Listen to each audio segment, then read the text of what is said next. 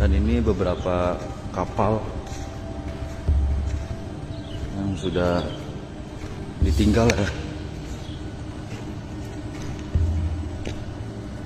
Kali ini batas muaranya dan ini sungainya tidak terlalu besar. Pelabuhan ini banyak meminta tumbal sampai akhirnya terbengkalai. Awalnya biasa, terus tiba-tiba ya namanya kita ngelakuin perjanjian sama sosok tersebut ya, semakin kesini semakin aneh permintaannya bang. Jadi lagi-lagi sesepuh saya tuh ngomong kalau jangan pada kesana dulu nih buat hari ini. Cuma ya pada ngeyel warga lokal. Sesajen kita itu udah nggak mau kepala kerbau katanya. Maksudnya gimana? Ya itu nggak mau kepala kerbau. Kalau dibilang itu bahasa Jawa tuh ayam cowok gitu bang. Mintanya tuh ayam jantan gitulah. Ternyata itu manusia bang, kepala manusia tapi cowok yang masih berjaka. Kalau dia tuh posisinya lagi pakai sarung bang. Belakang itu kan namanya mesin kan ada yang putaran kayak gini kan. Dia itu lupa, entah lupa atau gimana ya. Itu diginiin bang sarungnya. Jadi lagi ngejahitin jaring, sarungnya ngegamprek ke sini kan. Dia lupa bang diginiin. Masuk ke putaran mesin itu loh. Yang kapal kalau jukung kan mesinnya di samping kan. Itu masuk muter. Ya namanya dua orang doang kan bingung. Posisinya dia udah hancur sini. Astaga. Jadi tuh kuping, jadi bagian mata sebelah sini nih sampai sini tuh hancur. Sini? Iya. Oke Sobat Buntu, ketemu lagi dengan saya CEO Jalan Buntu. Nah di video kali ini kita kedatangan seorang narsum. Kita langsung aja kenalan sama narasumbernya. Bang Angga, gimana kabarnya? Sehat bang. Sehat. Dari mana ini? Dari Cibinong. Cibinong. Cibinong. Berapa lama ke sini? Naik kereta tadi ke Sudimara itu kurang lebih 3 jam lah. Sampai sini 3 jam? Ditambah 20 menit ke sini tadi naik. 3 jam 20 menit? Iya. Wih, jauh juga perjalanan. Jauh. Nih Bang Angga, punya pengalaman mistis apa nih yang mau diceritain di sini? Jadi yang saya mau ceritain ini lebih ke urban legend sih bang. Urban legend. Yang ada di kampung saya nih. Kebetulan kan saya orang Jawa nih, Pemalang lah lebih tepatnya. Ada salah satu pelabuhan yang terbengkalai dan banyak misteri-misteri yang terjadi bang. Setelah terbengkalai dan pas masih beroperasi juga. Oke. Nah Sobat Buntu, yang mau tahu kelanjutannya, pokoknya jangan kemana-mana, saksikan terus Jalan Buntu.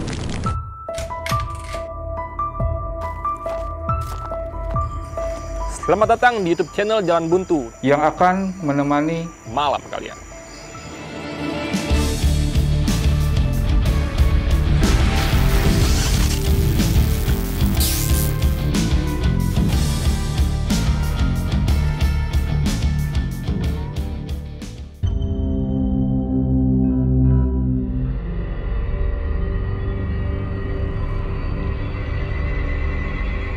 Jadi sebelum saya masuk ke dalam cerita pelabuhan ini, saya mau cerita sebelum terjadinya terbengkalainya pelabuhan ini dulu nih bang. Oke.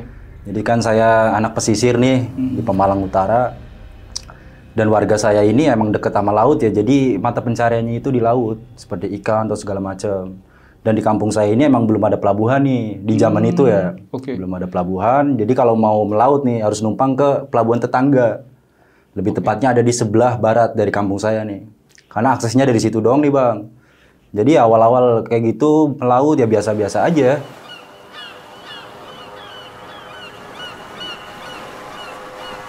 Namun terjadi itu di tahun 97, pas banget di hari kelahiran saya. 23 Oktober 97. Di situ saya posisinya kan bukan di Pemalang nih. Saya sempat di Tegal karena ibu saya disuruh kakek saya jangan di sini, lagi rame nih. Entah konfliknya apa pada saat itu saya kurang paham lah. Ini saya diceritain sama kakek ya tentang kejadian kenapa saya harus dipindah ke Tegal sama ibu. Sempat ada penolakan dari bapak saya nih. Akhirnya dipindah ke sana. Ternyata ada tragedi yang sampai sekarang pun masalahnya saya nggak tahu bang. Intinya ada bentrok lah pas itu, perang antar kampung gitu. Dari kejadian perang itu di tahun 97, ya ada korban jiwa nih. 7 orang dari masing-masing kubu nih. Entah dari saya berapa, dari tetangga sebelah itu berapa saya nggak tahu juga. Yang saya jelasin sama kakek itu pas itu intinya ada 7 korban lah. Bahkan kakek juga kan saksi juga di situ dan ya ikut perang juga lah. Pernah dikasih saat ada jam tangan yang ada pelurunya nih, kakeknya masih nyimpen, almarhum kakek, dan sekarang dia udah almarhum kan. Saya pindah ke Tegal, perang segala macam di situ. Akhirnya itu orang-orang kampung saya nggak boleh melaut dari kampung tetangga nih. Karena emang fokusnya pelabuhan di sini doang ya, bingung kan warga saya. Sempet sama kakek tuh ke balai desa nih buat rembukan sama aparat-aparat lah. Karena kan perang ini cukup gede juga, cuma kan karena media di tahun segitu nggak terlalu nge-up nih, ya akhirnya nggak ada yang tahu lah. Cuma orang-orang Pemalang ya pasti tahu sih tentang tragedi itu. Setelah ada rembukan di balai desa, usul lah ada salah satu sesepuh juga, terus kakek sama perangkat desa buat yaudah daripada dilanjutin bakal ada kejadian lagi, bikin aja lah. Kan di sebelah timur saya ini masih dibilang hutan ya hutan-hutan bakau, pohon tebu, masih lebat nih bang di sebelah timur. Kurang lebih dari kampung saya itu 1 kilo lah. 1 kilo. Usul buat bikin di situ. Cuma kan namanya pelabuhan prosesnya nggak sehari 2 hari bang. Ya minimal setahun atau 8 bulan lah. Karena emang sementara dan di situ juga kali nggak memadai. Dan untungnya emang kapal-kapal tradisional nggak gede gitu loh. Cuma kayak tahu kapal jukung nggak bang? Yang modelannya kecil yang kanan kirinya. Iya gitu. Ya masih bisa lah. Cuma kalau buat yang kayak kapal lebih gede lagi agak susah nih. Akhirnya di situ rembukan, fix jadi pembangunan lah di sebelah timur saya nih. Cuma sambil nunggu itu ya warga pada bingung, emang mata pencariannya di laut, akhirnya bikin pelabuhan sementara nih. Di dekat warung ikan bakar dari uang saya nih. Uang saya kan punya ikan bakar gitu ya. Ada di sebelah timurnya nih. Ya mungkin 200 meteran lah. Aksesnya dari situ. Akhirnya udahlah jalan sambil nunggu pelabuhan yang di sebelah timur ini disusukan ya, namanya kan pelabuhan kali susukan. Itu jadi ya akhirnya pakai pelabuhan sementara ini. Cuma lama-kelamaan ya emang namanya sementara, aksesnya agak susah bang. Karena terlalu dangkal gitu loh. Jadi kalau orang habis melaut, dapat ikan, kapalnya itu nggak bisa ke darat. Harus diturunin dulu ikannya sama kapal-kapal kecil nih, baru diangkut nih ke darat. Ya itu memakan waktu juga kan. Singkat cerita, akhirnya pelabuhan itu diresmiin. Entah itu 98 atau 99 itu diresmiin di pelabuhan. Padahal ke sana. Jadi warga saya tuh yang melaut ya emang ke sana. Jadi nggak asal nyari ikan doang, ada yang nyari udang rebon gitu. Dari sana awalnya awal-awal aja. Cuma ada perjanjian yang saya tahu dan warga sekitar juga tahu tuh. Dari muara ujung laut ini sampai masuk ke kali itu ada satu tempat yang emang nggak boleh ditaruh kapal. Nggak boleh? Iya, di letter S itu. Jadi kan dari muara nih, lurus ke selatan itu ada belokan ke kiri dan ke kanan bang. Jadi kayak modelnya kayak huruf S gitu. Di situ emang nggak boleh dari dulu. Dari awal perjanjian ini emang nggak boleh gitu loh. Akhirnya udahlah, namanya warga-warga lokal yang masih menjaga itu, emang tradisinya nggak boleh naruh di situ ya biasa aja gitu. Dan di saya itu ada yang namanya Juragan Mahnun. Dia apa ya namanya, orang kaya lah pada zaman itu ya. Karena kapalnya paling gede di antara kapal lain tuh kapal dia paling gede. Dan kayak punya privilege sendiri lah. Istrinya dibukain warung makan juga di situ. Terus ada beberapa apa namanya kayak dia parkir langsung di depan TPI, jadi ngadepnya langsung TPI. Jadi turun ikan bisa langsung ke tempat pelelangan gitu loh. Emang dia punya power lah di zaman itu. Entah itu berapa tahun kemudian, kejadian ini tuh awalnya dari Om Mahnun. Posisinya dia emang nggak ngelaut gitu loh. Dia kan yang punya kapal nih, jadi dia nyuruh yang lain gitu. Punya ABK lah, punya Jelarus, kalau bisa dibilang Jelarus ini kayak mandor. Punya koki juga, melaut lah biasa. Ya awal-awal biasa, kalau ngomongin sedekah laut ya emang setiap tahun tuh ada sedekah laut. Entah itu kepala kerbau lah, sesajen-sesajen gitu loh. Emang adatnya udah kayak gitu di saya juga. Setelah ada kejadian itu dan nenek saya ini kan punya warung makan juga nih. Beda sama di Wa nih. Kalau Wa kan khusus ikan bakar. Kalau nenek ini lebih ke kayak nasi rames lah, warteg gitu. Dan orang-orang yang balik dari laut pasti ya sebelum ke rumah mampir di nenek saya, entah sekedar kopi lah, makan cemilan atau segala macam. Itu pada hari itu Juragan Mahnun itu datang ke warung nenek saya. Kebetulan kan ada kakek saya juga. Dan saya itu keadaannya masih bocah pas itu. Masalah masih 2004 ya, kelas 2 atau kelas 3 itu. Lagi ngobrol-ngobrol, ya sepintas denger-denger ya kalau Om Mahnun ini nih, Juragan ini dimimpiin bang. Tapi dia nggak tahu maksudnya mimpi ini tuh apa gitu loh. Posisi dia ke warung nenek saya dicerita semuanya sama kakek saya nih, yang saya dengar dari kakek pas itu. Dia tuh dimimpiin sama sosok perempuan. Perempuan ini modelannya ya bisa dibilang kayak Nyi Roro Kidul lah. Kayak gitu pakaiannya. Terus tiba-tiba tuh minta permintaan gitu loh ke Juragan Mahnun. Saya pengen digendong. Ya dengan pakai bahasa Jawa gitu loh. Saya mau digendong ke Pemalang Selatan. Ke salah satu makam yang di tengah hutan tuh ada emang nyampe sekarang. Emang nggak tahu itu makam siapa, intinya banyak orang-orang yang berguru atau segala macam itu pasti ke makam itu bang, di daerah Pemalang Selatan. Mimpi-mimpi kayak gitu, Om Handun ya masih cuekin aja lah, nggak mau. Dan sosok ini katanya ngancem, kalau kamu nggak mau nurutin mau saya, lihat aja besok. Kalau ada kelapa ireng, kelapa hitam gitu, ya itulah saya. Itu yang diceritain sama Juragan Mahnun ke kakek saya nih. Lagi ngobrol-ngobrol, datang bang dari arah pelabuhan ini ke warung nenek saya nih. Ada 2 orang kepercayaan dari Juragan Mahnun. Datang ngabarin kalau kapalnya nggak ada. Kapalnya di mana gitu. Udah ditaruh, nanya lagi sama satunya. Kan emang Juragan ini kan nggak pernah lihat-lihat kapal dia lah gitu loh. Ada yang datang ngomong, saya itu diparkirin ke sana. Jadi ke letter S itu. Tadinya itu mau di deket TPI, cuma udah ada yang isi nih kapal. Akhirnya dipindahin ke agak ke dalam gitu loh. Setelah ngobrol itu kaget, sontak pada ke pelabuhan tersebut di bang, rame. Emang aksesnya susah bang, mobil satu aja agak susah, emang rimbun kan. Kesana nyari kan rame-rame, nanya ke TPI juga. Yang orang TPI kan ada 2 orang nih, yang biasa pelelangan ikan gitu, dia kan ada mesnya juga. Nanya ke dia nggak ada yang tahu. Yang tahu itu tadi sore itu pas berangkat ya berangkat aja, pas balik itu nggak ada yang tahu. Setelah ngobrol di situ, carilah, nanya ke kakek, terus ngobrol tentang, coba deh tanya yang lain. Belum mikir tentang mistis gitu-gitulah, masih logika aja. Oh mungkin lagi kemana atau dicolong gitu. Pikirannya kayak dimaling lah di situ. Belum kejadian tentang sebenarnya ini kapal tenggelam. Cuma pas itu mikirnya masih, ya ada yang maling ya, gembar-gembornya gitu doang kan. Rame dicari ke depan, ke ujung dermaga, sama ya ke belakang itu nggak ketemu bang. Baru setelah itu ada sesepuh juga lah, namanya Slamet Kumis kan. Dia datang ngobrol sama juragan saya dah. Juragan Mahnun ini sama kakek saya nih ngobrol. Kamu sebenarnya semalam udah dikasih warning kayak gitulah. Kalau kamu itu emang lagi kayak dimintain sesuatu gitu loh si juragan ini. Karena kamu melanggar sendiri. Melanggar gimana? Juragan Mahnun ya nggak tahu apa-apa kan. Karena yang markir itu bukan juragan. Orang-orang kepercayaannya sama BK-nya lah gitu. Kamu itu lagi diincer. Kamu itu warning harusnya. Semalam itu kode buat kamu. Kamu cari juga bakal ketemu. Akhirnya adalah di situ ritual kan. Ada ritual. Pas di ujung itu ada yang lihat bang teriak. Tetangga saya juga yang punya kapal kecil di situ teriak. Wah, kayak ya bahasa Jawanya kayak gini lah. Kayak kapalnya di sana tuh kapalnya. Pada kesana semua bang. Itu ujungnya doang bang. Dan itu secara logika nggak masuk, karena emang itu kali kecil dan di dalamnya itu banyak lumpur. Jadi seenggaknya kalau ngomongin tenggelam atau ya paling miring doang gitu bisa. Cuma kalau ngomongin bener-bener tenggelam kayak gini nggak bisa. Dicari di situ, sempat manggil beko. Ritual manggil beko nggak keangkat bang. Itu kapal ya dibilang gede, sekelas kapal-kapal tradisional seberapa sih? Tinggal gali doang kan beko bisa narik gitu. Sampai akhirnya nabrakin beberapa bakau, tebu-tebu itu buat lewat beko, tetap nggak bisa bang. Ada obrolan di situ, yuk coba apalah ini apa solusinya apa nih buat kayak gini. Akhirnya ada ritual-ritual yang saya dengar ya ritual doang, entah itu isinya apa, baca-baca apa. Jadi orang-orang pinter di situ nih yang ngerti kayak gitu pada ngelilingin tempat itu bang buat baca-baca segala macam.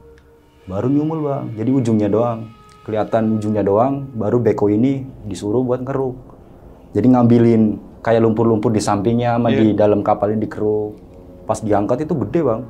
Taruh di darat juga itu bisa serumah kali kapalnya. Keruk ada kelapa hitam bang. 1 biji. Di bawah pohon kelapa yang emang kelapa ini tuh yang menurut kakek ya itu emang pintu masuk bagi Ratu Buaya itu. Jadi emang aksesnya di situ. Kan dari awal perjanjian kalau kamu itu jangan di sini. Ya ada mediasi lah katanya di situ ngobrol-ngobrol tuh. Ini jalur keluar masuknya dayang-dayang saya. Akses masuk dari tempat saya. Kenapa ditutup? Terus malam itu datang ke ini entah itu ratunya atau apa yang ke Juragan Mahnun itu udah ngomong sebenarnya kamu itu udah nutup jalan saya. Saya pengen ganti rugi. Gendongin saya ke Pemalang Selatan. Baru impas. Cuma kan Juragan Mahnun nggak paham maksudnya kan dan nggak mau kayak gitulah. Mulai kejadian itu diangkat geger bang viral.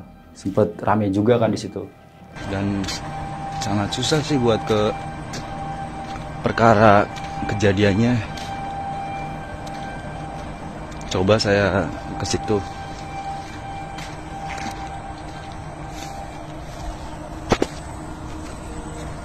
Dan ya di situ tempat kejadiannya yang ada satu buah kelapa hitam.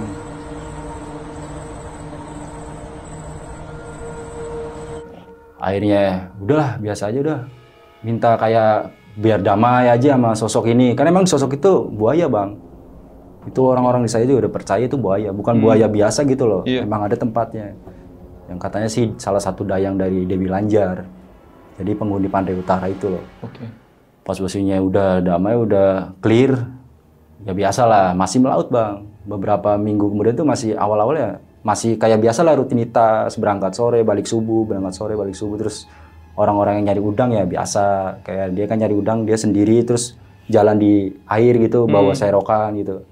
Awalnya biasa, terus tiba-tiba ya namanya kita ngelakuin perjanjian sama sosok tersebut ya. Semakin kesini semakin aneh permintaannya bang. Jadi lagi-lagi sesepuh saya tuh ngomong kalau jangan pada kesana dulu nih buat hari ini. Cuma ya pada ngeyel warga lokal. Sesajen kita itu udah nggak mau kepala kerbau katanya. Maksudnya gimana? Ya itu nggak mau kepala kerbau. Kalau dibilang itu bahasa Jawa tuh ayam cowok gitu bang. Mintanya tuh ayam jantan gitulah. Ternyata itu manusia bang, kepala manusia tapi cowok yang masih berjaka. Itu menurut yang dijelasin sama sesepuh dan kakek saya itu kan. Akhirnya udah jangan diurusin lah, coba. Bukan menantang, lebih ke ya udah seperti biasa aja, kalau sedekah itu 2004-an bang. Sedekah laut ini ya biasalah namanya kapal kan pada dipernak-pernik gitu kan, pada sesajennya atau segala macam itu biasa tuh ancak kita namanya tuh ancak. Jadi kepala kerbau dan beberapa sesajen ditaruh di kapal kecil. Ntar nyampe tengah itu ditabrak-tabrak biar tenggelam. Itu bentuk ya ritual lah. Posisi sore jam 3-an lagi sedekah laut kan, itu kan setahun sekali. Pada ke tengah laut buat naruh ini ancak bang, sesajen ini taruh, udah kan ada balik kan. Kalau posisi pada sedekah laut itu nggak ada orang yang nyarikan bang, emang khusus gitu. Nggak ada yang nyarikan, sore pada balik biasa. Pagi-pagi yang geger itu yang nemu tukang nyari rebon, yang udang-udang kecil. Itu kepala kerbau di pasir bang. Ngomong lah rame kan, emang kayak warung nenek saya itu buat kayak perkumpulan pelaut-pelaut bang. Ngobrol di situ rame, datang pakai sepeda ontel kan, dia datang situ cerita bahwa dia nemu kepala kerbau di samping teh. Jadi TPI itu kan ngadepnya timur ya bang. Jadi pas banget di sebelah kirinya TPI itu ada kepala kerbau. Pada kesana tuh yang orang-orang tua lah. Pada kesana lihat, ya iya bang, kepala kerbau. Biasanya itu nggak pernah balik lagi gitu loh. Cuma setelah ada pengen yang aneh-aneh dari sosok itu ya ditolak kepala kerbaunya. Dari itu udah bingung tuh, mesti warga saya rada-rada gimana gitu, kok kayak gini, coba aja lagi sama ritual lagi kan. Di saya masih ya menganut kayak gitu dan kepercayaan kan. Pada ritual lagi buat kesana lagi, tetep bang dibalikin sorenya. Dari pagi itu balik, dibawa lagi ke sana, sorenya balik lagi. Lalu dari situ emang menurut kakek juga itu emang kita udah nggak diizinin di situ. Jadi untuk sementara stop dulu. Cuma ngeyel banyak lah, beberapa tetangga saya tuh masih melaut dari situ bang. Emang ya karena mata pencarian, ya keharusan juga kan. Pada ke situ kejadian pertama itu ada posisi kayak di lockdown lah. Pada tahun itu tuh lockdown karena ada kayak gini gitu loh. Ada 2 orang, namanya si Munib sama si siapa itu ya, salah apa siapa itu, intinya 2 orang bang. Itu melaut, 2 orang pakai kapal yang kayak jukung gitu loh, yang kanan kirinya ada ini. Dia melaut pagi-pagi kan, emang TPI ini kan tutup bang. Jadi kalau ibaratin dia dapat ikan juga larinya ke sebelah timur. Lebih jauh lagi di sana ada TPI, cuma udah beda kampung jauh. Dia dari sana tuh melaut, TPI itu orangnya masih ada di dalam kan, 2 orang, berangkat ke sana. Kejadian itu siang-siang bang. Pas balik dari sana itu nangis, laporan sama yang TPI. Nyuruh bawa ambulan atau segala macam lah. Tapi di zaman itu akses ambulan kayak gitu susah bang. Akhirnya dibawa pakai beca, manggil beca lah TPI, datang ke sana. Sempet lewat di warung nenek saya. Baru cerita di situ, sempat dibikinin teh lah, ngobrol-ngobrol. Kalau dia tuh posisinya lagi pakai sarung bang. Belakang itu kan namanya mesin kan ada yang putaran kayak gini kan. Dia itu lupa, entah lupa atau gimana ya. Itu diginiin bang sarungnya. Jadi lagi ngejahitin jaring, sarungnya ngegamprek ke sini kan. Dia lupa bang diginiin. Masuk ke putaran mesin itu loh. Yang kapal kalau jukung kan mesinnya di samping kan. Itu masuk muter. Ya namanya 2 orang doang kan bingung. Posisinya dia udah hancur sini. Astaga. Jadi tuh kuping, jadi bagian mata sebelah sini nih sama sini tuh hancur. Sini? Iya. Nah bisa saya tahu, saya juga ngeliat. Dia datang, orang salah satu TPI juga datang buat manggil beca kan. Pas posisi datang pakai beca nih almarhum lewat depan nenek saya. Waduh, kenapa rame kalau di situ? Kenapa? Itu darah semua bang dari sini, itu ngocor semua nih.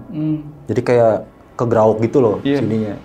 Dari situ udah semakin jelas kayak udah nggak, jangan di sana, udah sana tempatnya kayak gini. Udah mendingan tahan dulu. Ntar kalau udah aman udah kita boleh lagi atau gimana, saya nggak tahu juga kan.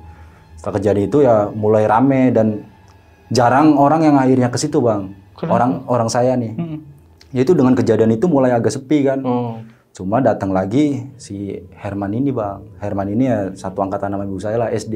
Dia dulu pinter, ganteng, ngajinya rajin juga kan.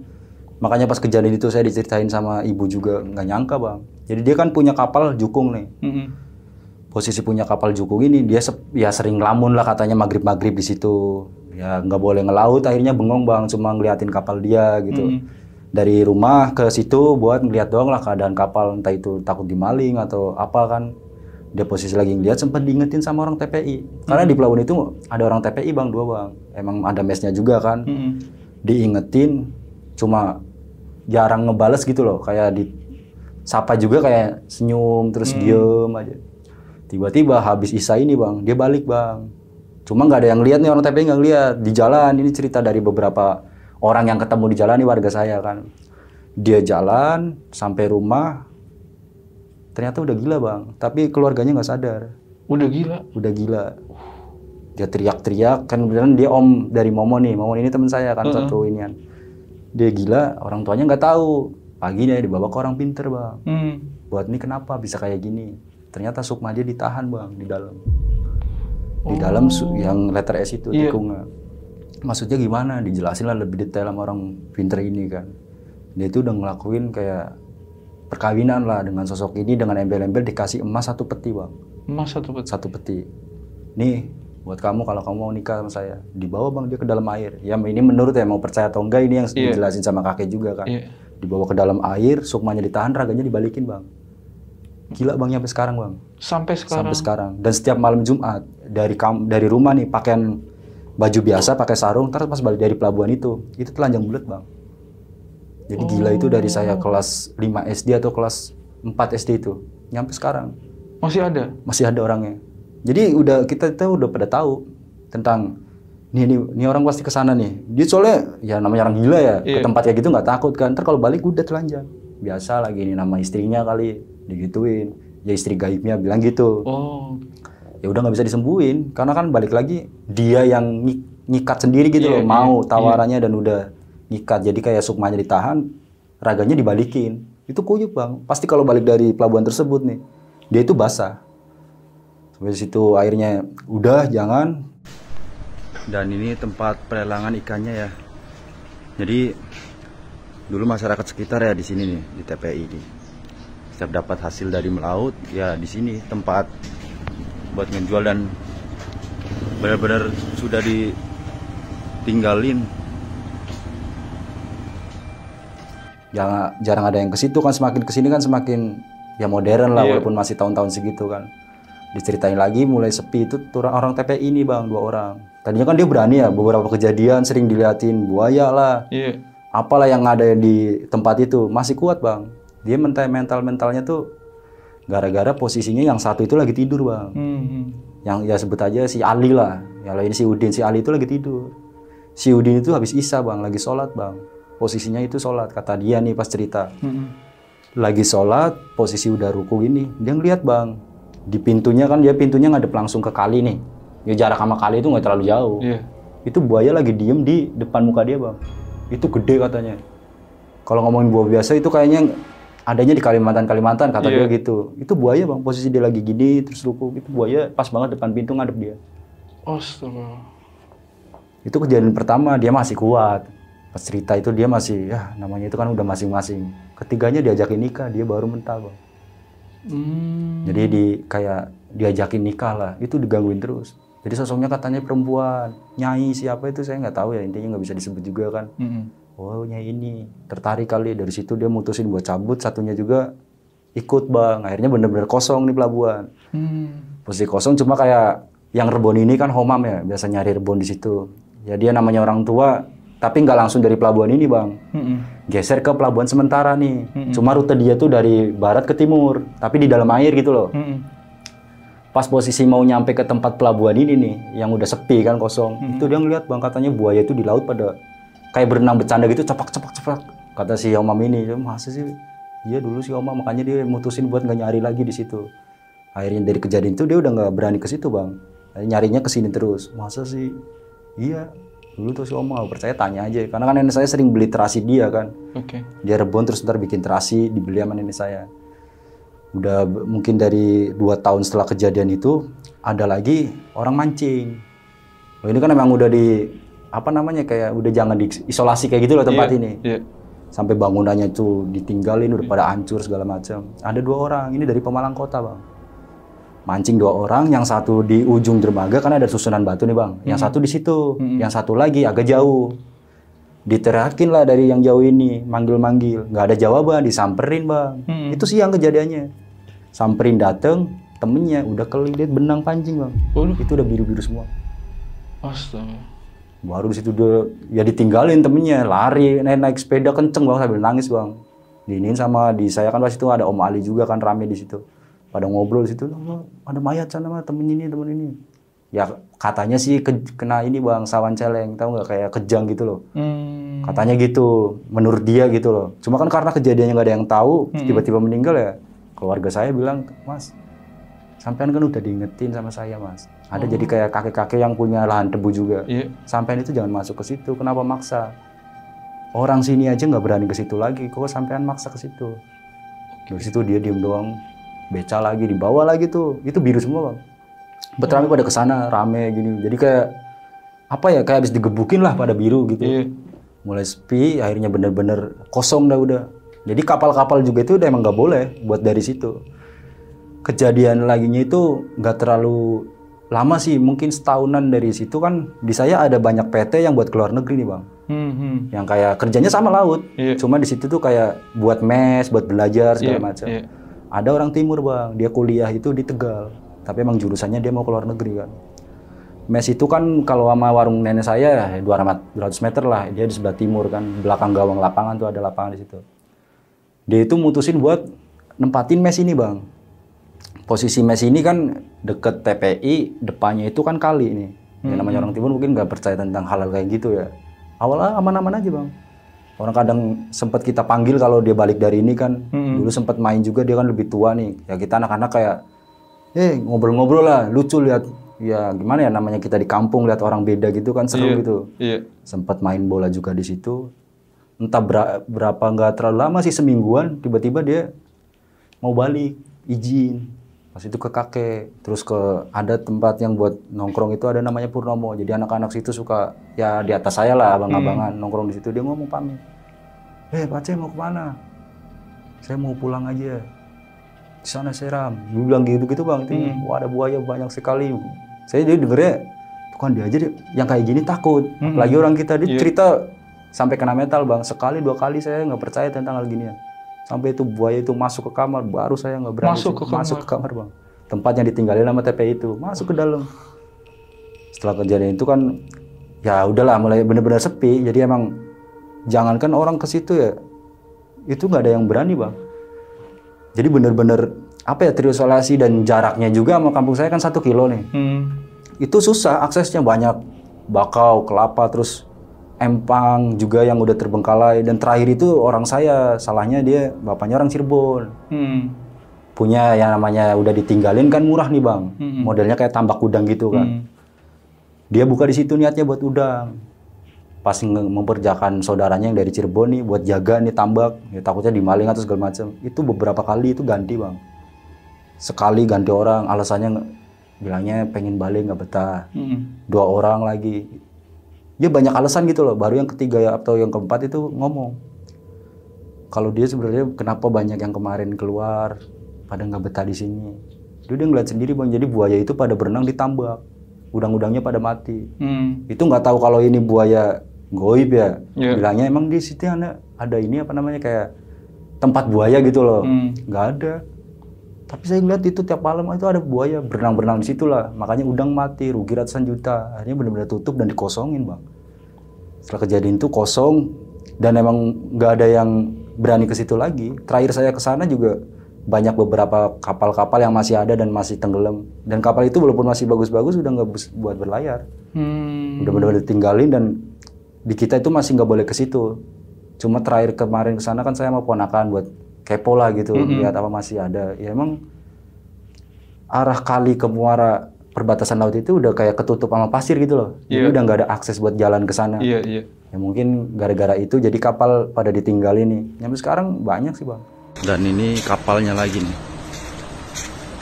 yang kemungkinan udah tidak digunain buat ke laut. Dan itu ada satu kapal yang udah tenggelam mungkin. Dan di beberapa tumbuhan-tumbuhan ini tuh sebenarnya banyak kapal yang udah tenggelam. Abang, nih balik sebentar ya. Saya mau tanya, kan tadi dikasih sajian kepala 2 kali ditolak dibalikin. Terus minta kepala anak laki-laki perjaka. Kenapa bisa minta tumbal setinggi itu? Ada alasan dibalik itu nggak? Ya mungkin yang pertama langgaran tadi ya, larangan yang nggak boleh markirin perahunya di situ. Terus ya mungkin sosok juragan ini adalah melakukan perjanjian dengan makhluk tersebut ya, kita juga nggak tahu kan. Emang didengar dari kakek juga ya, emang punya power dan di zaman itu dia paling kaya. Ya banyak lah kalau ngomongin hal-hal kayak gitu kan di daerah saya. Terlebih masih percaya dengan ritual dan sosok-sosok seperti itu buat mencari kekayaan sih. Oh, jadi kalau perjanjian yang abang maksud barusan, kekayaan atau sosok itu berarti bisa dibilang dia pesugihan dong? Bisa juga, karena kan kejadian bukan ke juragan tersebut juga ya. Yang saya jelasin tadi kan ada Om Herman yang dia melakukan perjanjian setelah balik dari tempat tersebut. Dia gila, ditanyakan ke orang pintar, ternyata si Herman ini melakukan perkawinan lah dengan sosok penunggu itu dengan imbalan ya tadi emas 1 peti. Ternyata itu dikibulin bang, dalam arti dikibulin tuh raganya doang yang dikeluarin, dia nggak kaya tapi sukmanya ditahan dan ya sampai sekarang dia masih kayak gitu. Oh, makanya si juragan itu beda dari yang lain ya? Punya kapal gede, terus punya warung punya juga privilege yang lain lah gitu ya. Itu dia doang kayaknya. Makanya ya saya baru nemu sekarang ini. Dari cerita ini nih yang tadinya saya kayak gitu-gitu doang, nggak terlalu dalam ceritanya dan nggak terlalu tahu juga. Setelah tadi ditanyain, ya mungkin ya karena kan 1 ya kapal paling gede, 2 istrinya itu dibukain warung, dan di zaman itu dia paling kaya bang. Di kampung saya itu dia paling kaya. Tapi masyarakat di situ atau kakek abang sendiri pernah nggak punya pikiran ke situ? Ya mungkin tahu ya, ngerti lah. Cuma kan balik lagi tentang hal kayak gitu kan urusan masing-masing. Kalau kita mau jangan kayak gitu, ya kita juga nggak bisa bang. Akhirnya ya yang lakuin dia, yang pengen dapat keuntungan dia ya udah dia, itu aja gitu loh. Abang pernah nggak ada korban gitu di daerah situ tuh yang misalkan nggak ketahuan gitu? Ada dulu, entah ini pemancing atau gimana saya nggak tahu ya bang. Jadi ada satu pemancing, dia lagi mancing, cuma bukan di daerah tersebut nih, agak jauh nih ke barat, mungkin ya 500 meteran lah. Dia tuh lagi posisinya mancing, dia ngelihat kayak hewan musang gitu bang, garangan, kalau Jawa tuh garangan kan. Itu dia bawa potongan tangan dari ujung sini sampai sini nih bang. Potongan tangan? Potongan tangan. Itu lari. Ya pikirannya kirain bawa kayu atau gimana, belum diingat. Belum nggak di pemancing ini. Pas posisi keluar kedua, bawa lagi bagian tubuh, entah itu dari apa ya, bagian tubuh itu keluar, baru dia lapor. Ternyata ada mayat di dalam pohon tebu. Cuma nggak ada motif, nggak ada nih orang apa, nyampe sekarang juga bingung tentang ini kejadiannya kenapa nih orang bisa ada di dalam pohon tebu, terus bukan gitu loh. Kita nyampe sekarang nggak tahu sih. Intinya dia nyampe busuk gitu, nyampe bener-bener hitam tangannya kan berarti udah lama. Bang, kondisi saat ini nih, si juragan ini masih tetap sama yang paling kaya atau gimana? Wah, jauh banget bang, drastis. Dulu itu kan dia kaya banget ya, sampai anaknya tuh satu ini sama saya bang, sekolah SD-nya. Berangkat pakai sepatu roda, yang namanya orang kaya kampung dulu ya. Belagu lah gitu, suka bayar-bayarin. Sekarang wah nasibnya berbeda banget bang, udah kurus, kering. Udah miskin lah, sampai istrinya meninggal itu ya udah ambruk. Sekarang aja malah ikut anak yang pertama. Dulu mah siapa yang nggak kenal, banyak buat nyari utangan ke dia, butuh apa-apa, bahkan kayak ABK-ABK yang kerja sama dia. Ada yang beberapa meninggal, cuma kan balik lagi nggak tahu dia meninggalnya karena apa. Itu banyak bang sebenarnya dari juragan tersebut ya. Ada yang jatuh dari atas, kan nggak mungkin kita rame-rame lagi di kapal, ada yang jatuh dari atas, nggak ada yang ketahuan bang. Itu sering. Nyampe, saya pernah denger tuh tetangga ada yang bilang, kok tega ya makan orang sendiri gitu. Walaupun habis itu dikasih kayak asuransi sama dia gitu lah, kayak ditutup. Itu banyak. Cuma saya nggak bisa detailnya ya, karena nggak terlalu paham, tapi ya banyak yang bilang emang dulu banyak yang ikut dia meninggal gitu. Banyak kejadian-kejadiannya, terus orang kepercayaan dia nih yang saya bilang jelas kan mandor ya. Sampai dia dikasih kapal nih mandornya, tiba-tiba itu pas meninggal, apa ya, bukan ngebuka aib ya bang.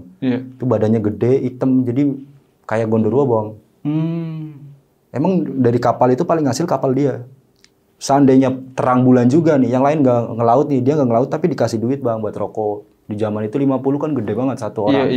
Itu dikasih, jadi banyak orang yang pengen ikut dia, gitu. Nah, sekarang ya udah ambruk bener-bener, udah nggak ada apa-apa sih dia, udah nggak tersisa hartanya kayaknya. Udah habis aja. Habis. Kalau sakit-sakitan juga kan sekarang. Jadi kabarnya itu udah nggak ada yang tahu. Katanya ya masih sakit di dalam rumah doang gitu. Tapi jarang keluar. Nggak pernah saya lihat dia keluar.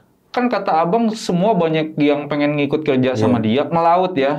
Ada nggak yang ikut kerja sama dia tapi bukan di laut? Kalau ngomongin nggak di laut ya nggak ada sih bang. Karena emang dulu kan dia emang fokusnya ke laut gitu. Dia punya kapal ke laut. Dan beberapa yang saya tahu itu ya mungkin dibikin logika juga masuk. Dibikin nggak logika ya juga bingung sih saya ngejelasinnya. Kejadian pertama tuh ada Dori. Dia nggak pernah ke laut nih bang. Nggak tahu tiba-tiba. Saya juga kaget pas itu kan. Karena suka bercandaan dia loh. Orangnya suka bercandaan, ikut waknya nih. Di kapal juragan tersebut. Posisinya dia tuh di belakang, dia jatuh bang. Itu nggak ada yang lihat. Padahal satu kapal punya juragan ini bisa 20-30 orang bang. Bisa banyak, karena yang saya bilang tadi, dia kapal paling gede di zamannya ya. Itu nggak ada yang lihat. Pas posisinya namanya jaring kan, jaring kapal kayak gitu kan muter nih bang. Pas ditarik bareng-bareng, itu almarhum nyangkut di jaring. Ternyata. Ada di situ? Ada di situ. Terus yang kedua itu tukang balon. Tahu gak yang kalau di wisata-wisata kan ada yang gambar helikopter lah, apa segala macam. Itu digigit ular. Digigit ular? Iya, bilangnya digigit ular gitu. Padahal? Nggak apa-apa bang, posisinya itu digigit ular. Padahal dia nggak ngerasa digigit ular. Pas balik, tiduran, lewat. Tapi ada yang bilang katanya buat ini kali, tumbalnya ini. Terus kayak digigit ular, tapi dia nggak kerasa ya kayak gitu. Cuma saya nggak tahu tentang apa yang terjadi sebenarnya ke dia sih. Cuma banyak rumornya bilang ya buat tumbal lah. Cuma ada yang bilang digigit ular, nggak sadar gitu. Itu aja sih bang. Berarti setiap tahun tuh ada tumbal yang meninggal, yang ikut sama dia? Keseringan sih, bukan setahun. Oh lebih banyak dalam.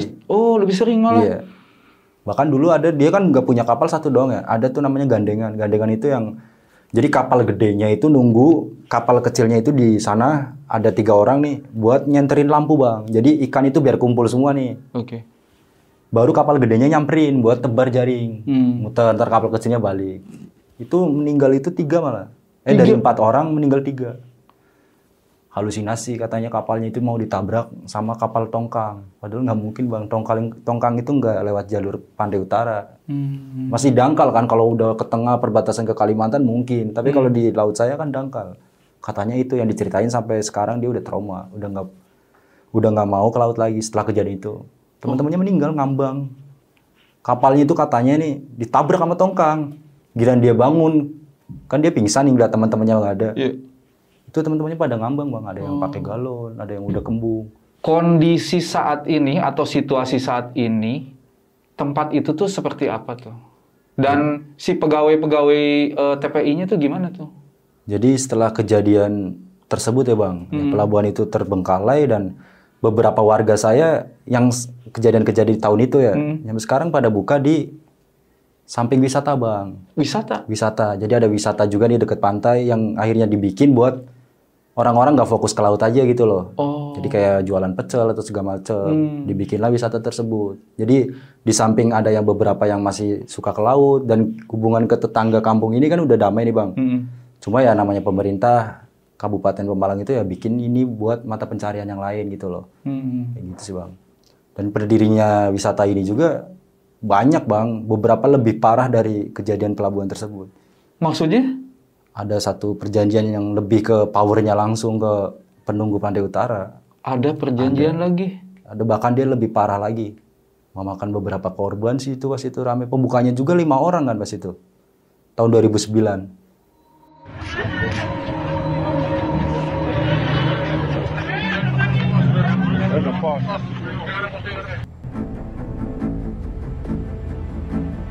Jadi orang-orang rame pada berenang di laut semua, ada yang di pantai. Itu hilang bang, anak-anak kecil 5. Sampai anak DPR. Bapaknya mau nyalon, anaknya itu nggak pernah ke laut tiba-tiba. Ya lagi-lagi nggak tahu ya entah perjanjian juga bapaknya atau gimana. Iya. Itu diajak sama temennya. Almarhum David, itu masih kecil, saya masih inget banget. Oke Bang Angga, tahan dulu ya. Nanti kita lanjut aja di next video. Siap bang. Oke Bang Angga, makasih banget nih. Udah datang jauh-jauh dari Cibinong, 3 jam 20 menit. Iya. Pokoknya makasih banget. Sama-sama bang. Nah buat Sobat Buntu, pokoknya yang masih penasaran kelanjutannya, pantengin terus Jalan Buntu.